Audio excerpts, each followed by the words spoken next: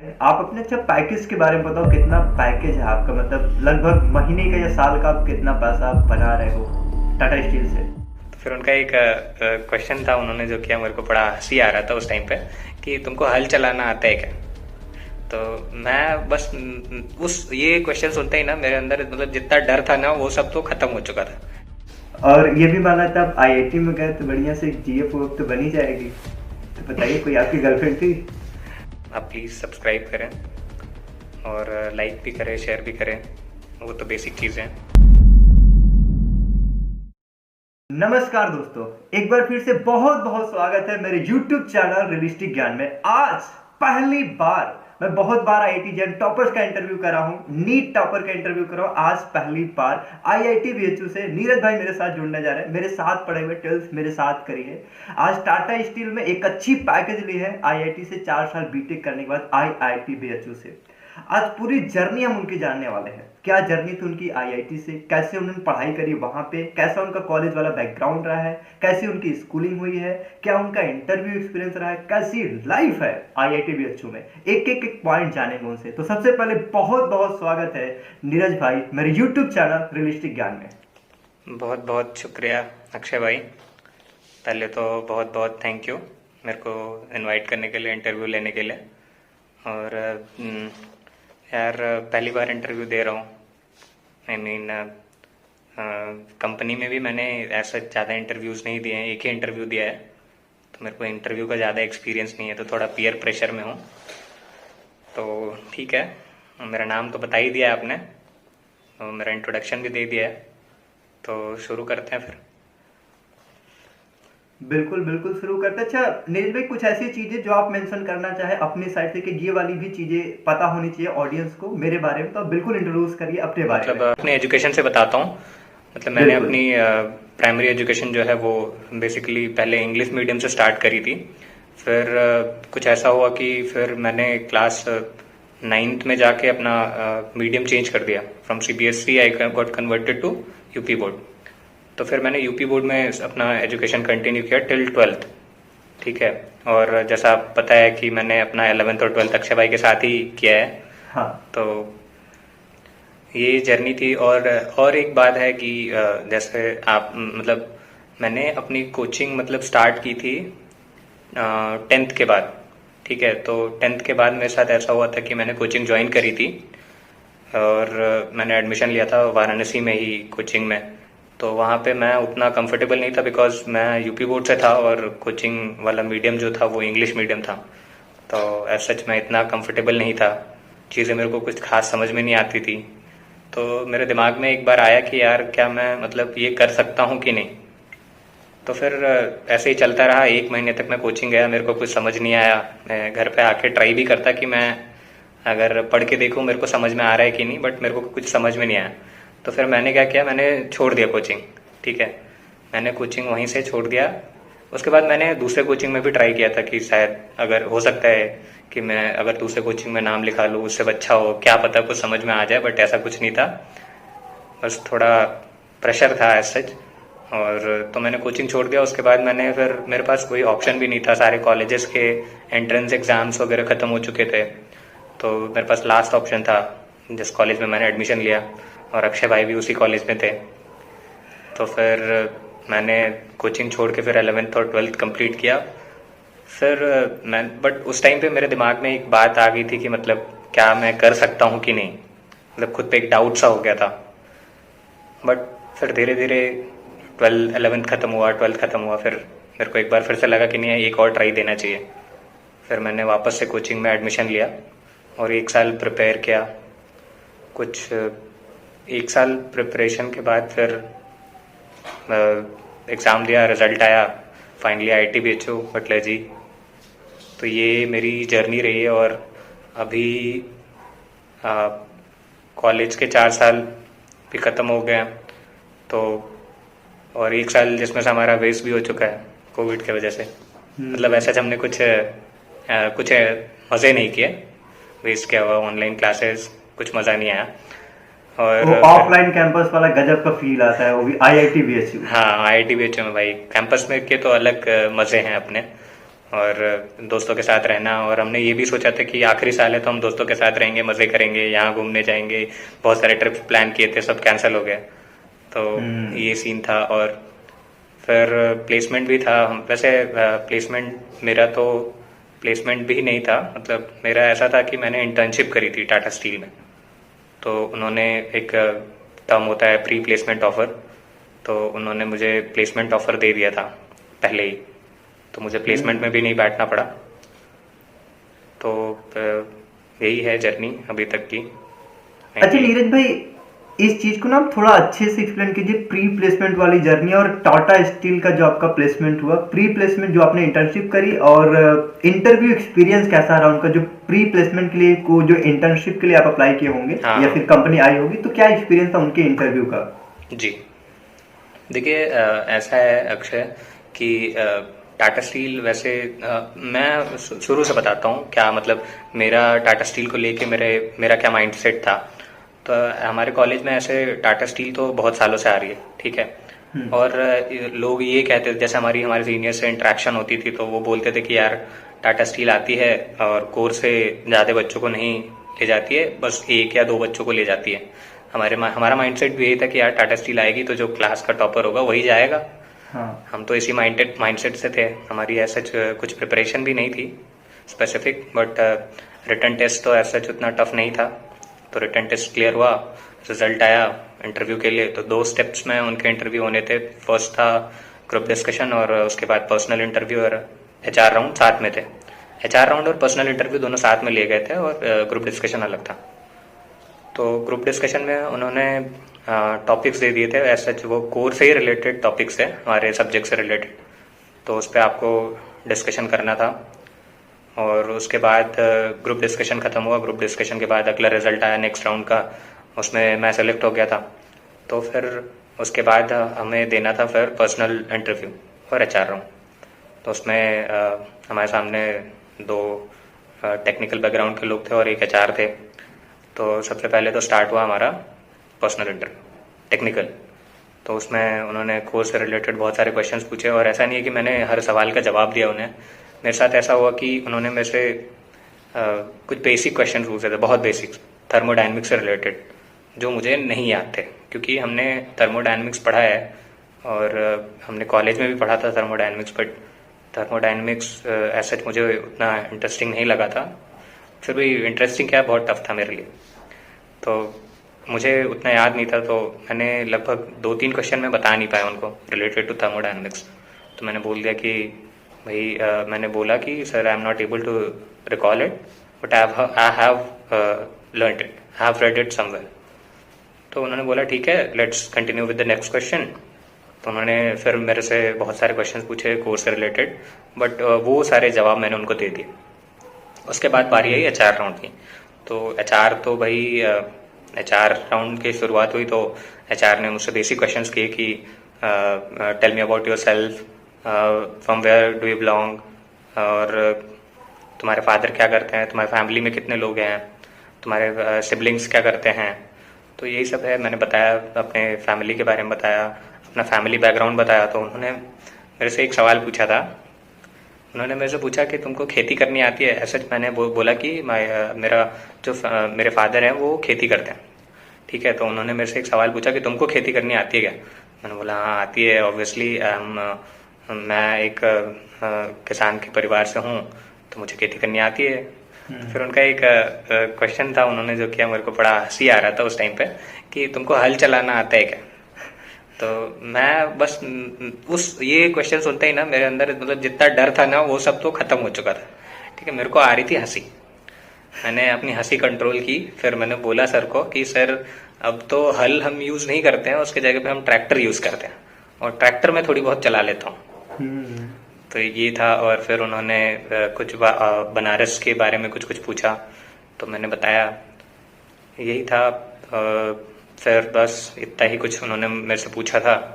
उसके बाद बस इंटरव्यू ख़त्म हुआ और रिजल्ट आया फिर finally.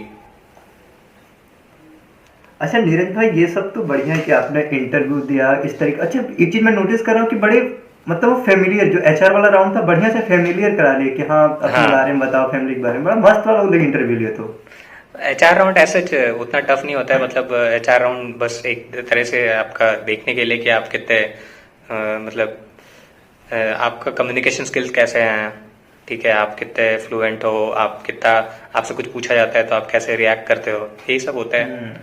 It's just basically the formality type है, और जो मेन है वो आपका टेक्निकल राउंड ही होता है। हम्म। अच्छा, अब एक चीज मैं पूछता हूँ, जो वीडियो को मैंने टाइटल और थंबनेल में भी यूज करा है, आप अपने अच्छा पैकेज के बारे में बताओ, कितना पैकेज है आपका, मतलब लगभग महीने का या साल का आप कितना पैसा बना रहे हो टाटा स्टील से? देखिए, अभी तो अभी अभी मेरी जॉब स्टार्ट हुई है, तो एग्जैक्ट अमाउंट बता पाना इट्स ये मैं भी नहीं जानता, बिकॉज सीटीसी तो अलग चीज़ है और इन हैंड अलग चीज़ है, बिकॉज सीटीसी में जितना अमाउंट लिखा होता है वो ऐसा हमको मिलता नहीं। हम्म। तो फिर भी मैं आपको एक राउंड फिगर बता सकता हूँ कि मेरे को साल में कितना मिलता है overall, including CTC and including all other perks, bonus etcetera सब। आई थिंक ये कुल मिला के 11-12 लाख हो जाएंगे। मतलब कह लो तो अप्रोक्सीमेटली लाख रुपए महीना। हाँ ये मतलब बहुतों के लिए एक बड़ी अमाउंट है, रियली में बड़ी अमाउंट है, क्योंकि आपकी एज आई थिंक कि 22 और 23 के बीच में होगी। जी। 22 और 23 के बीच में ये वाली अमाउंट लेना मतलब रियली बहुत अच्छी बात है, और भी आईआईटी जैसे ब्रांड जगह से होना रियली बहुत तगड़ी बात है ये। देखिए, ये मैटर नहीं करता है कि आप कौन से, आपका बैकग्राउंड, कॉलेज बैकग्राउंड क्या है, बिकॉज अभी मेरे साथ बहुत सारे कॉलेजेस के बच्चे हैं मेरे ग्रुप में।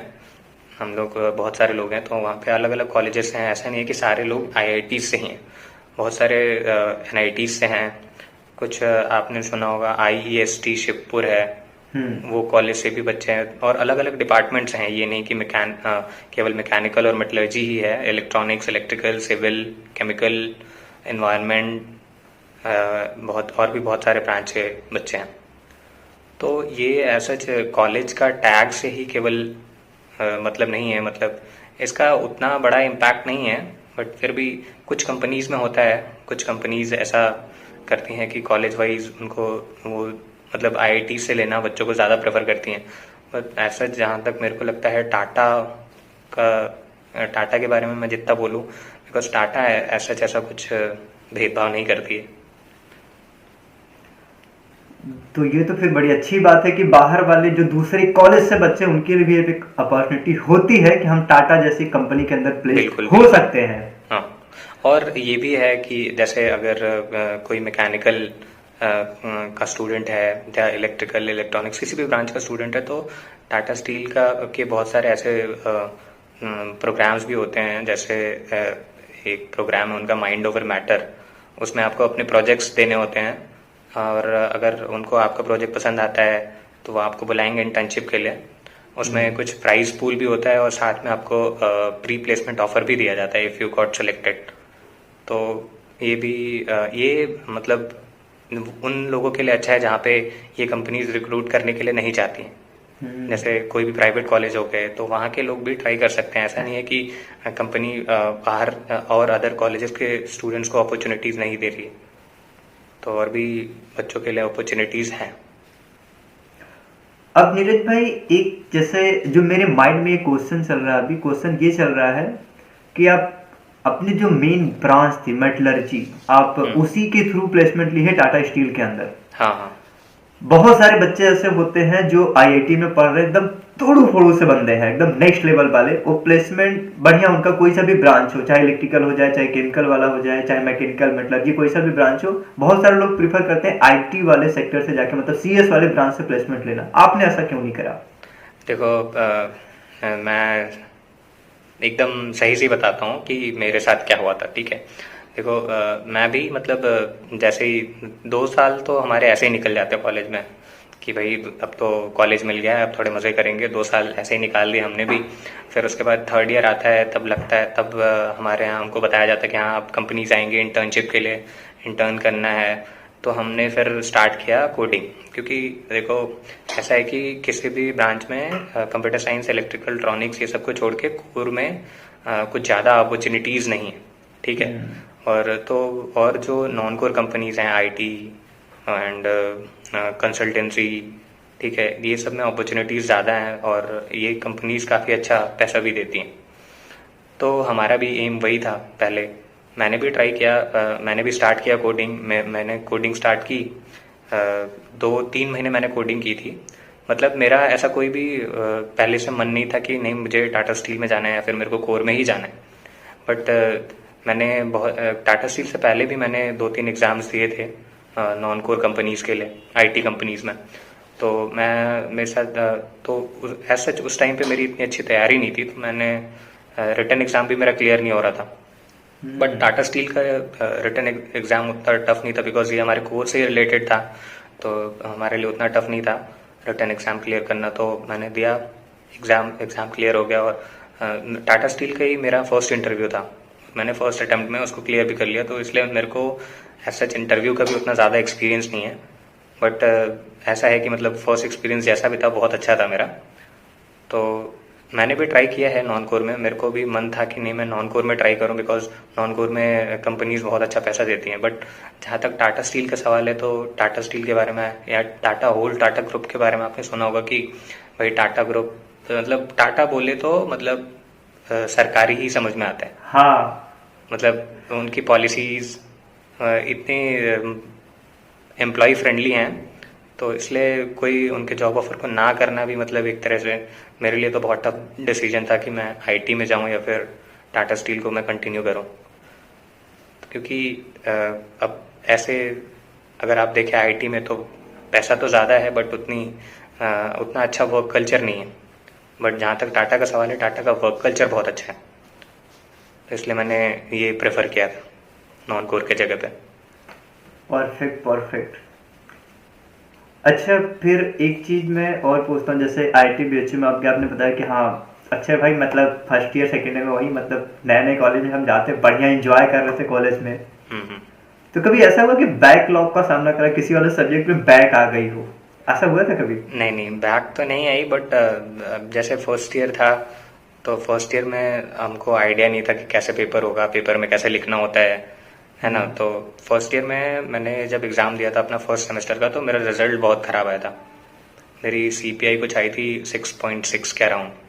तो मैंने एकदम एक्सपेक्ट नहीं किया था, मेरे को लगा ही था कि मेरा बैक लग जाएगा। उसके बाद से फिर मेरे को लगा कि नहीं, हाँ थोड़ी और मेहनत करनी होगी। तो फिर मैंने उसमें थोड़ा चेंज किया अपना, पहले से ही प्रिपरेशन करना स्टार्ट किया थोड़ा। तो उसके बाद मैंने इम्प्रूव किया। मतलब उसके बाद मेरे साथ कभी ऐसा नहीं हुआ कि हाँ मेरे को लगे कि बैक लग सकता है। कभी कभी होता है, जैसे कुछ कुछ प्रोफेसर्स होते हैं जो बहुत स्ट्रिक्ट होते हैं, तो उनके केस में हम कुछ नहीं कर सकते हैं। बाकी ऐसा बैकलॉग भी मतलब एक तरह से बोला जाए कि अगर बैकलॉग भी लगाना है तो बहुत मुश्किल होती है। मतलब आप कुछ ना कुछ तो लिख के आओगे, अगर क्लास हाँ। अटेंड कर रहे हो तो उतने से पास तो हो ही जाते हैं लोग। तो बिल्कुल, फिर ये तो बड़ी अच्छी बात है। वैसे जब भी मैं साथ में स्कूल में पढ़ रहा था तो दिखता था कि हाँ नीरज भाई में टैलेंट तो है तगड़ा वाला। तो वो चीज़ तो आईटी में भी कैरी ऑन तो होगा ही, बैक कहाँ से आ जाएगी? नहीं नहीं, ऐसा नहीं है। अब देखो यहाँ पे जो है कि स्कूल टाइम में तो मतलब अब भले 400 बच्चे रहेंगे एक क्लास में, फिर भी वहाँ पे अलग अलग सबका स्किल सेट अलग है, सबकी कैपेसिटी अलग अलग है। बट अभी हम आईआईटी में जाने के बाद ऐसा हो जाता है कि सब बहुत अच्छे अच्छे स्टूडेंट्स के साथ आप रह रहे हो, ठीक है। मतलब सब हो सकता है कि वहाँ पे जाके आपको ये नहीं लगेगा कि नहीं, हाँ आप मतलब सोचोगे कि ये स्टूडेंट मेरे से अच्छा है, ठीक है। मतलब सारे स्टूडेंट्स एक आप कंपेयर नहीं कर सकते हो कि कौन अच्छा है, क्योंकि सारे आईआईटी क्रैक करके आए हैं, तो आप कंपेयर नहीं कर सकते। तो ये थोड़ा तो दिक्कत होता है कि यार कहीं मैं पीछे तो नहीं छूट रहा हूँ। ये बड़ा सही पॉइंट इंट्रोड्यूस करे नीरज भाई कि सर सबने आईआईटी क्रैक करके आए, तो सभी एकदम टैलेंटेड ब्रिलियंट वाले बंदे हैं। तो रियली ये वाला चीज माइंड में आता होगा। अच्छा, अभी मैं एक चीज पूछता हूँ ना, आईआईटी बीएचयू के प्लेसमेंट रिकॉर्ड के बारे में। वहाँ का प्लेसमेंट रिकॉर्ड कैसा है? सपोज कि कोई एक जस्ट क्लासेस अटेंड कर ले रहा है, बच्चे जो भी मतलब पढ़ रहा है आईआईटी बीएचयू में, कुछ क्लासेस अटेंड कर रहा है, बहुत रियली नेक्स्ट लेवल ब्रिलियंट वाला नहीं है, और आईआईटी क्रैक किया, वो ब्रिलियंट वाला बंदा तो है, लेकिन कह ले कि इंटरव्यू में फ्री फील करना, किसी इंटरव्यू को क्रैक करना एंड जस्ट नॉर्मल पढ़ाई करना, एक नॉर्मल जानकारी रखना, उस तरीके का बंदा एक एवरेज स्टूडेंट है, तो क्या वो भी प्लेस्ड हो जाता है? और आईआईटी बच्चों का ओवरऑल प्लेसमेंट रिकॉर्ड कैसा है? भाई देखो, प्लेसमेंट रिकॉर्ड मेरे हिसाब से तो बहुत बढ़िया है। और जैसा आपने बोला कि मतलब अगर एक एवरेज स्टूडेंट है तो क्या उसका प्लेसमेंट होगा या नहीं, बट यहाँ पे ऐसा है कि अगर कोई स्टूडेंट, मैंने ये भी देखा कि लोगों के 5-5 4-4 बैकलॉग्स हैं, फिर भी उनको जॉब मिल जाती है आसानी से। तो ऐसा नहीं है कि अगर आपका एकेडमिक्स अच्छा नहीं है तो आपको प्लेसमेंट नहीं मिलेगा। वहाँ ऐसा है कि कुछ कंपनीज होती हैं जिन जो ये बोलती हैं कि अगर आपका बैकलॉग है तो आप कंपनी के इंटरव्यूज में नहीं बैठ सकते हो, बट मेजर कंपनीज ऐसा नहीं करती हैं। उनको आपके एकेडमिक्स से उतना मतलब नहीं है।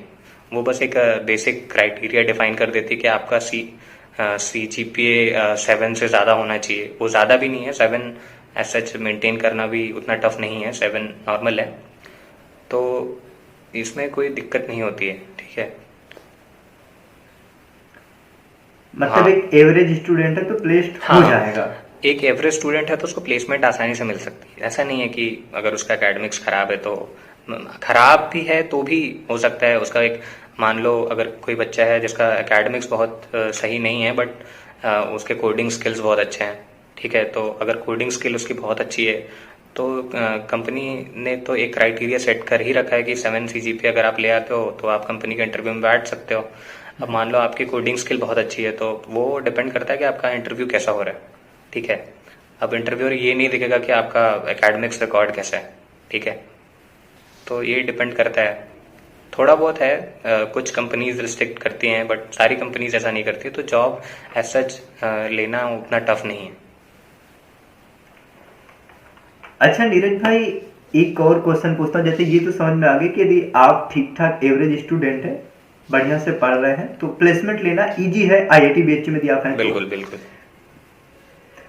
अब जैसे मैं ये चीज पूछ रहा हूँ कि जब भी आप पढ़ रहे होते हैं तो आईआईटी बीएचयू में इतनी सारी चीजें करने को, उसके बहुत सारे सोच होते हैं और बहुत सारे कल्चरल फेस्ट होते हैं, तो इन सब के बारे में आप बताइए कि कैसे, मैं बात करूँ ओवरऑल तो बात कर रहा हूँ आईआईटी बीएचयू की लाइफ कैसी है, जो आप एक्सप्लेन करना चाहेंगे कि ऐसी वाली लाइफ है आईआईटी बीएचयू की।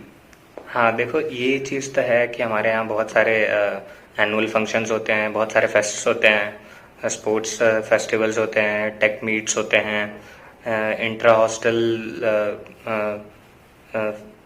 कुछ कुछ एक्टिविटीज़ होती हैं स्पोर्ट्स से रिलेटेड। तो आपको एक्सप्लोर करने के लिए बहुत सारी चीज़ें हैं हमारे यहाँ, बहुत सारी एक्स्ट्रा करिकुलर एक्टिविटीज़ भी होती हैं। तो अगर किसी को किसी स्पोर्ट्स में इंटरेस्ट है तो वो स्पोर्ट्स क्लब है, स्पोर्ट्स क्लब्स हैं बहुत सारे हमारे यहाँ, वो ज्वाइन कर सकते हैं आप।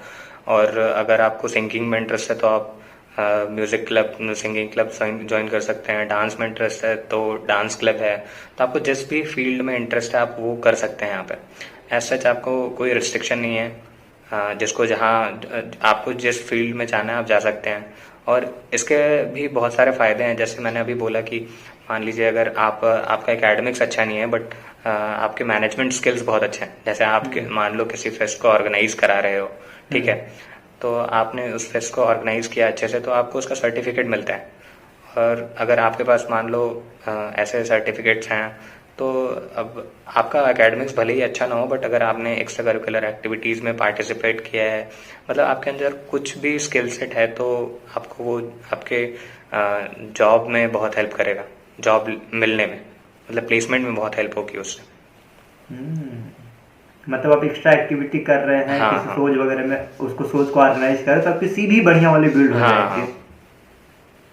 बट जहाँ तक मेरा सवाल है तो मेरा उतना खास इंटरेस्ट नहीं था। मैंने ऐसे किसी भी क्लब को तो नहीं ज्वाइन किया था, बट फिर भी मैंने कुछ कुछ फेस्ट में पार्टिसिपेट किया था, जैसे टेक फेस्ट थे मोस्टली, उसमें पार्टिसिपेट किया था, 2-3 टेक फेस्ट में पार्टिसिपेट किया था, बट मैंने किसी क्लब को ज्वाइन नहीं किया था, मेरा उतना इंटरेस्ट नहीं था। और थोड़ा था, मतलब मैं थोड़ा शाई टाइप का था, तो उतना लोगों से इंटरेक्ट करना भी मेरे को थोड़ा कम ही पसंद था। अच्छा नीरज भाई, फिर मेरा एक क्वेश्चन माइंड में अभी आ रहा है, अभी अभी जैसे करे पॉप अप हो रहा है।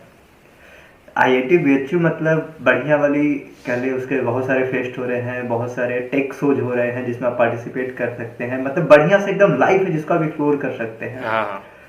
और ये भी माना था आप आईआईटी में गए तो बढ़िया से जीएफ तो बनी जाएगी। तो बताइए कोई आपकी गर्लफ्रेंड थी? देखो अब इस सवाल का जवाब थोड़ा टफ है। ठीक है। हम्म, अभी सोच रहा हूँ मैं सवाल का जवाब दूँ या नहीं। ठीक है। तो मेरे साथ ऐसा था कि मतलब शुरू शुरू में तो सबको रहता है, मतलब जब तक कॉलेज नहीं है, कोचिंग में है, तब तो आपके पास इतना टाइम नहीं होता। बट कॉलेज में आने के बाद एक टाइम पे लगता है, सबको ही लगता होगा, मेरा ही नहीं, सबको ही लगता होगा कि हाँ यार एक गर्लफ्रेंड तो होनी चाहिए। ठीक है। हम्म, तो सब भी अब होनी तो चाहिए, बट ये भी है गर्लफ्रेंड बनाए कैसे। मैं तो बहुत ऐसे मैंने बताया मैं ज़्यादा किसी से इंटरेक्ट भी नहीं करता था। फिर भी फाइनली ये बताता हूँ कि मेरी गर्लफ्रेंड मतलब थी कॉलेज में, बट मैंने थर्ड ईयर तक मेरा ऐसा कुछ सीन नहीं था। ठीक है। मेरी गर्लफ्रेंड थी थर्ड ईयर के बाद, मतलब मतलब मोस्टली जब मेरी इंटर्न लग गई थी उसके बाद से। मतलब एक ये था दिमाग में कि एक बार अपना करियर सेट हो जाए फिर ये सब करेंगे। तो पहले उससे रेस्ट नहीं लिया था ज़्यादा।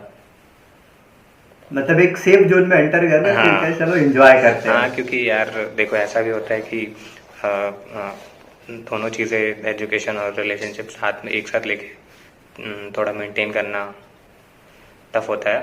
बट कुछ लोग करते हैं, बट हमारे बस की नहीं थी।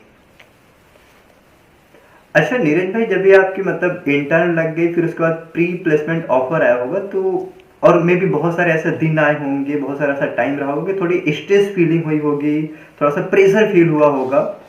तो इन सब चीज़ों को कैसे मैनेज किए थे आईआईटी बीएचयू के अंदर, या फिर क्या रिलेशनशिप को जब भी गर्लफ्रेंड बनी तो उसको साथ में मैनेज करना, फिर एकेडमिक को मैनेज करना, वो कैसे करा था आपने? हाँ यार देखो एक चीज़ है कि स्ट्रेस तो होता है थोड़ा।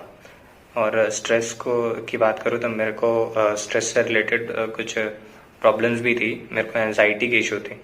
ठीक है। तो मैं काफ़ी परेशान था उससे। और ये सब स्टार्ट हुआ था मेरे को एक्स्ट्रा स्ट्रेस लेने की वजह से ही। मैंने एग्ज़ाम का, मेरे को बहुत स्ट्रेस होता था।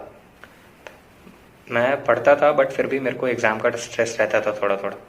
तो जिसकी वजह से कभी कभी ऐसा हुआ, मैंने कभी बहुत ज़्यादा स्ट्रेस ले लिया तो उसकी वजह से मेरे को एनजाइटी की प्रॉब्लम होने लगी। तो अब बट तब उस टाइम मैं रिलेशनशिप में नहीं था।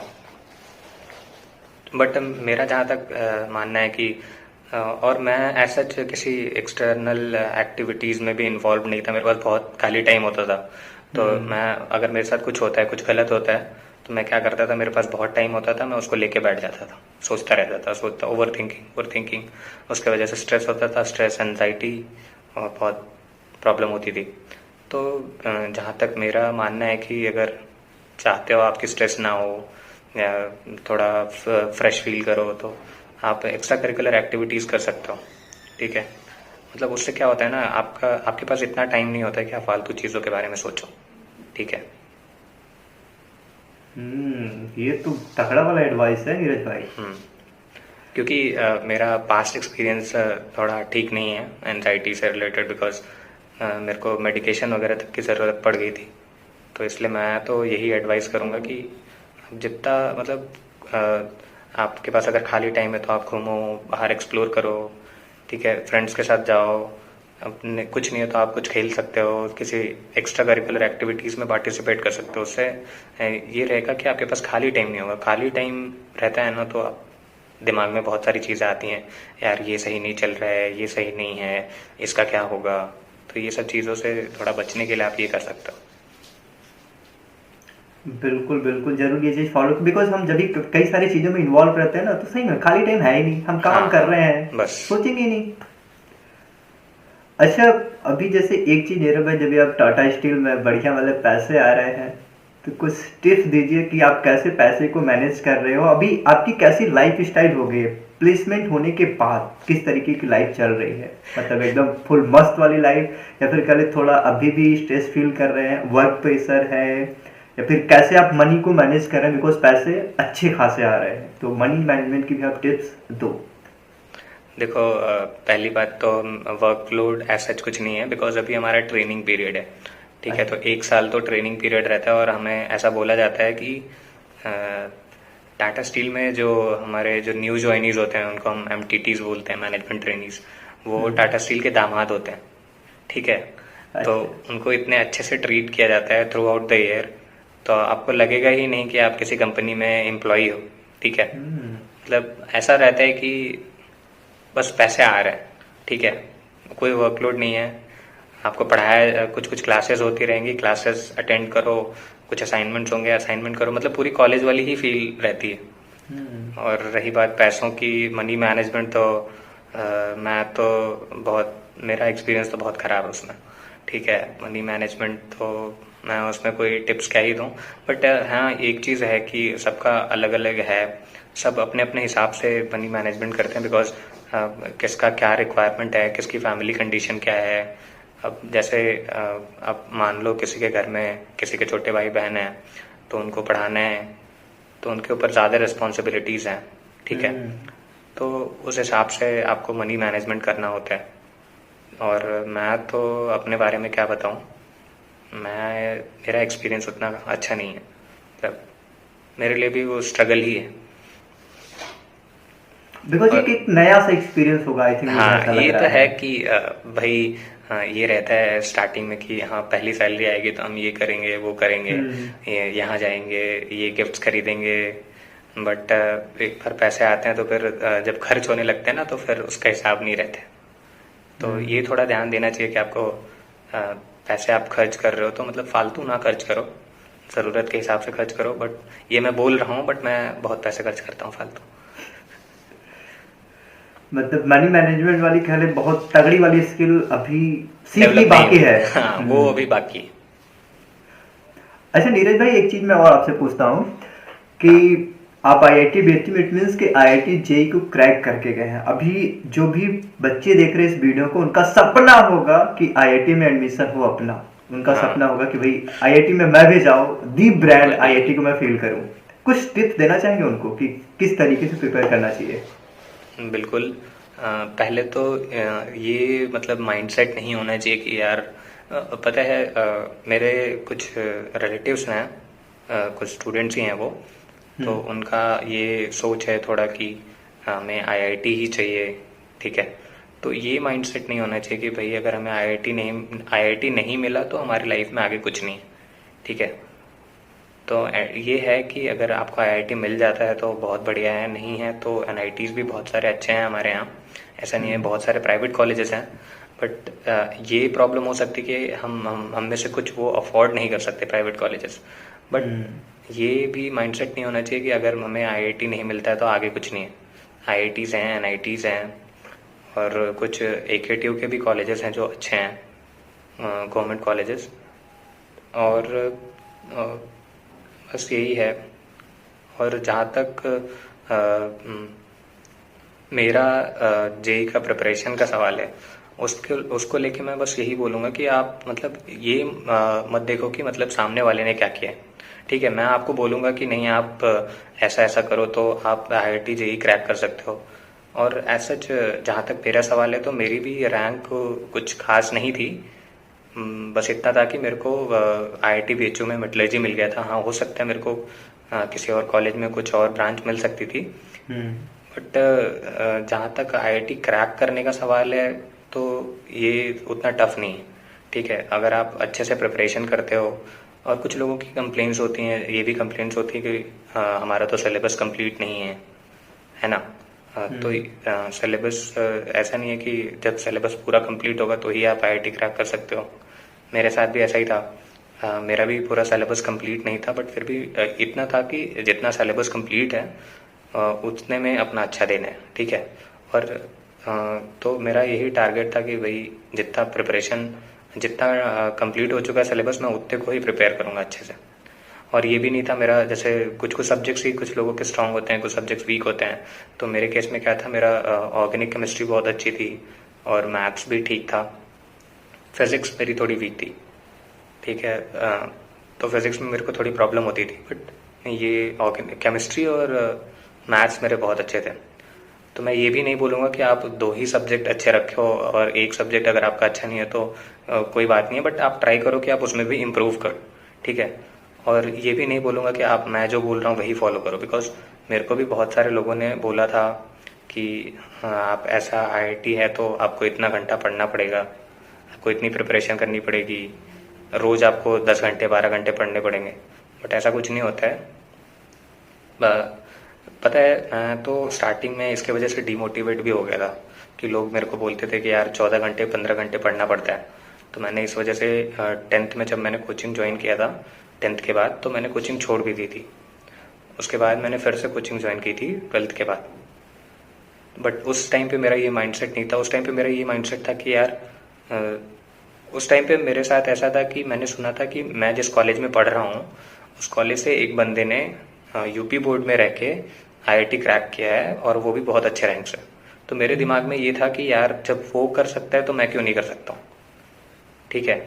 तो मैंने अपना अलग रूल बनाया था कि हाँ, मैं अपना इतने हिसाब से ही पढ़ूंगा, इतना ही पढ़ूंगा रोज। तो मेरा ऐसा सीन था कि मैं कोचिंग में मैंने स्टार्टिंग में मैं क्लासेस स्टार्टिंग में मेरा परफॉर्मेंस उतना बढ़िया नहीं था, बिकॉज यूपी बोर्ड के बाद सीधा स्विच करना इंग्लिश मीडियम में बहुत टफ होता है, ठीक है? तो मेरे को लगभग 2 महीने बहुत प्रॉब्लम हुई थी। 2 महीने तक मेरा परफॉर्मेंस बहुत ख़राब था। उसके बाद धीरे धीरे इम्प्रूवमेंट हुआ, बट और ये भी था कि मैंने जैसे बहुत कोचिंग में मैं टीचर्स से बात भी करता था कि मैं अपने इम्प्रूवमेंट के लिए क्या करूं, मेरे को क्या करना चाहिए, मेरे को इंग्लिश में प्रॉब्लम होती है, मेरे को क्वेश्चन समझने में प्रॉब्लम होती है। तो वो बोलते थे ऐसे आप ऐसे प्रैक्टिस करो, आप ये बुक्स यूज़ करो। तो मैं वो फॉलो करता था, बट मैंने ये कभी नहीं देखा कि हाँ चलो मैं देखता हूँ, आज मैं वीडियो देखता हूँ यूट्यूब पे कि मेरे को पता चलेगा कौन क्या कैसे प्रिपेयर करना चाहिए। तो भाई आप वीडियो देखोगे तो आपको लोग बहुत सारे तरीके बताएंगे, बट आपको खुद अपना एक तरीका डेवलप करना पड़ेगा, ठीक है? आप खुद से डिसाइड करो कि नहीं भाई मेरे को एक दिन में इतना ही घंटा पढ़ना है, मेरे को वीकेंड्स पे नहीं पढ़ना है, या फिर मेरे को वीकेंड्स पे इतना ही टाइम देना है। तो आप अपना एक गोल खुद से डिसाइड करो। मैंने तो स्टार्टिंग में कोचिंग में मैं उतना फोकस नहीं था, बट मैंने लास्ट में 3 या 4 महीने मैंने अच्छे से प्रिपरेशन की थी। हाँ, उस 3-4 महीने में मैंने डेली लगभग 12 घंटे पढ़े होंगे। 12 घंटे क्या, 10 से 12 घंटे बस। लेकिन ये मैंने केवल लास्ट के 3 मंथ में किया था। उससे पहले मैं नॉर्मल एवरेज ही पढ़ता था। मतलब मेरे को जितना कोचिंग से जो भी असाइनमेंट्स मिलते थे वो कंप्लीट करता था, बाकी क्लास में अच्छे से ध्यान देता था, तो उतना दिक्कत नहीं हुआ सच प्रिपरेशन में। अभी मैं बस नितिन भाई ये समझ पा रहा हूँ कि आप अपना एक तरीका चूज करो, क्योंकि हर कोई बच्चे का क्रैक करने का आईआईटी जेईई या फिर नीट सबका यूनिक तरीका होता है। यूनिक तरीका क्या, आप ये इस तरह से समझो ना कि मतलब सबका अब कैपेसिटी सबकी अलग अलग है, सबकी लिमिटेशंस अलग हैं। अब आप किसी को कोई चीज़ समझाते हो तो हो सकता है उसको वो चीज़ जल्दी समझ में आती होगी, या हो सकता है उसको वो चीज़ लेट समझ में आती है। तो ज़रूरी थोड़ी है कि आप सभी को बोलोगे कि आपको 14 घंटे 15 घंटे पढ़ना ही होगा। हाँ ठीक है, अगर आप ये बोलो कि अगर आपको आईआईटी जेईई में टॉप करना है, आपको टॉप 10 में रैंक लाना है, तो आपको 16 घंटे 17 घंटे पढ़ना पड़ेगा, तो एक बार ठीक भी है कि हाँ आपको उतना पढ़ना पड़ेगा अगर आप टॉप करना चाहते हो तो। बट अगर आपको एक रैंक सिक्योर करना है, एक अच्छा रैंक सिक्योर करना है, एक अच्छी ब्रांच ही चाहिए, तो उसके लिए आप खुद से अपना स्केड्यूल बनाओ, अपना गोल सेट करो और उसको फॉलो करो।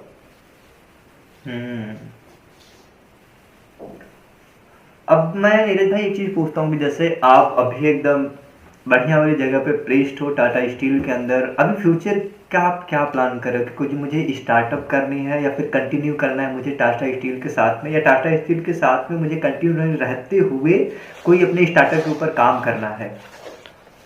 तो ऐसा अभी फ्यूचर को लेके मेरा इतना प्लान नहीं है, और बिकॉज टाटा स्टील में भी बहुत अपॉर्चुनिटीज़ हैं अभी मेरे को। मुझे मतलब पर्सनल डेवलपमेंट के लिए बहुत स्कोप है। टाटा स्टील में बहुत अपॉर्चुनिटीज़ है, मेरा डेवलपमेंट बहुत अच्छा हो सकता है अगर मैं टाटा स्टील में रहता हूँ। तो ऐसा नहीं है कि मुझे पैसे कम मिलेंगे, मेरे को अच्छे पैसे मिलेंगे, प्रमोशन हो जाएगा। तो मैंने फ्यूचर को लेके अभी ऐसा कुछ डिसाइड नहीं किया है, बट अगर हाँ, मैं सोच सकता हूँ कि अगर मेरे को टाटा स्टील में रहना है तो मैं एमबीए कर सकता हूँ उससे। और अगर आप चाहते हो कि आपको और अच्छे पैसे मिले तो आप एमबीए कर लोगे तो आपको अच्छे पैसे मिलेंगे, आपका प्रमोशन हो जाएगा, आप अपने प्रोफाइल स्विच कर सकते हो। तो ये चीज़ें हैं, बट एज सच कुछ फिक्स नहीं है फ्यूचर को लेके।